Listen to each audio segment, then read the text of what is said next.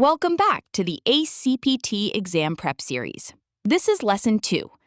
We're still in the domain of client onboarding and assessments, and today's topic is the principles of adherence and motivation. Here's the question we're really answering in this lesson. What actually predicts whether a client sticks with a program?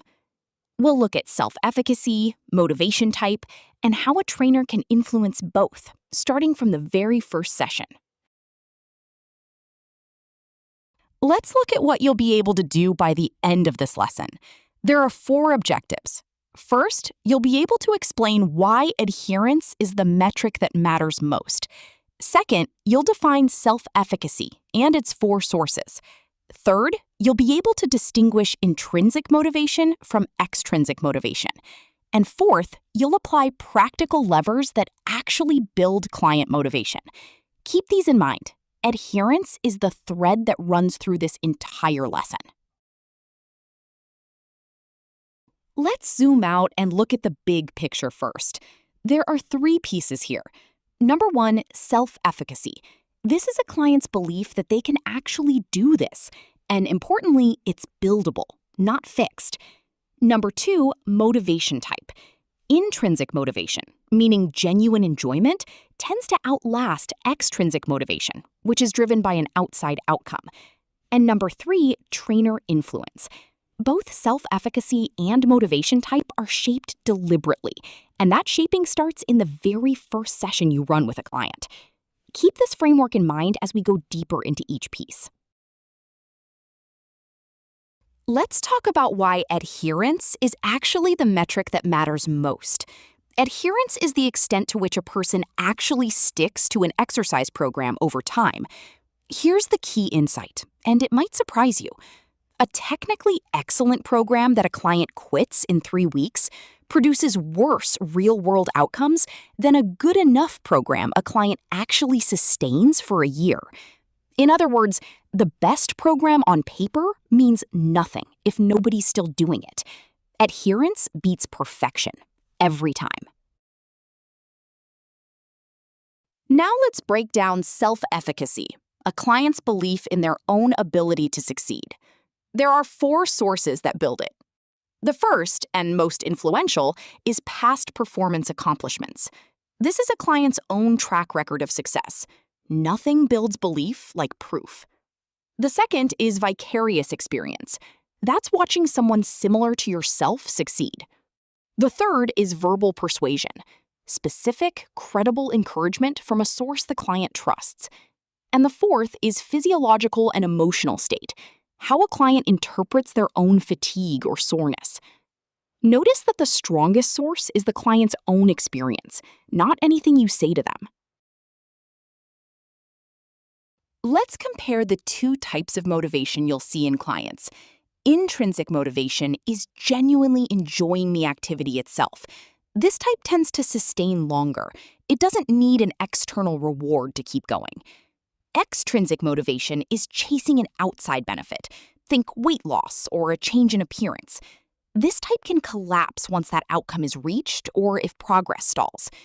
As a trainer, your long-term goal is to help clients find something intrinsic in the process itself, not just the outcome they're chasing. So, how do you actually put this into practice? Here are 4 practical levers. Engineer early wins. Structure the first sessions for genuine, visible success. Use relatable role models. Share stories of clients who started from a similar place. Give specific feedback. Concrete feedback builds self-efficacy far more than generic praise like good job. And reframe discomfort. Help clients interpret soreness as a sign of progress, not a sign of failure. One important note, motivation strategy isn't one size fits all. A client's stage of change, which we'll cover in lesson 6, changes which of these levers actually lands. Let's look at the barriers that get in the way of adherence and how to respond to each. Time constraints. The response is shorter, more efficient sessions and a realistic frequency the client can actually maintain. Boredom or plateau. The response is variety in exercise selection and resetting goals when things go stale. Low confidence? The response is engineered early wins and relatable role models who've been where the client is now. And life disruption? The response is flexible reentry. Frame it as a pause, not a restart. That distinction matters more than you think. Time for a practice question.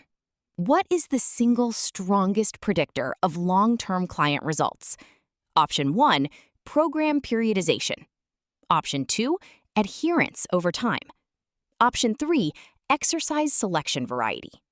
Option 4, equipment quality. Take a moment to think it through. The correct answer is option 2, adherence over time. A sustained, good enough program outperforms a technically perfect one that a client abandons early. Here's your second practice question. Which source of self-efficacy is considered the most influential? Option 1, verbal persuasion. Option 2, vicarious experience. Option 3, past performance accomplishments.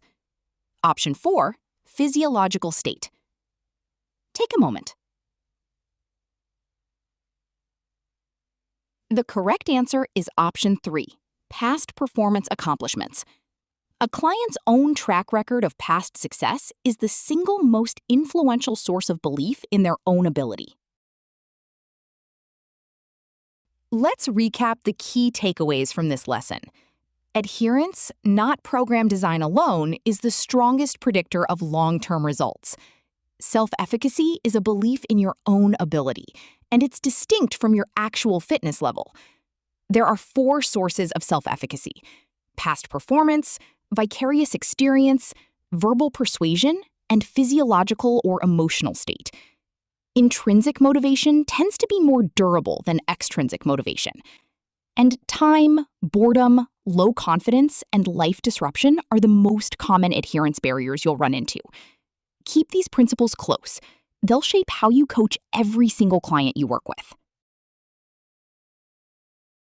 That's a wrap on Lesson 2. In Lesson 3, we're covering communication and teaching techniques.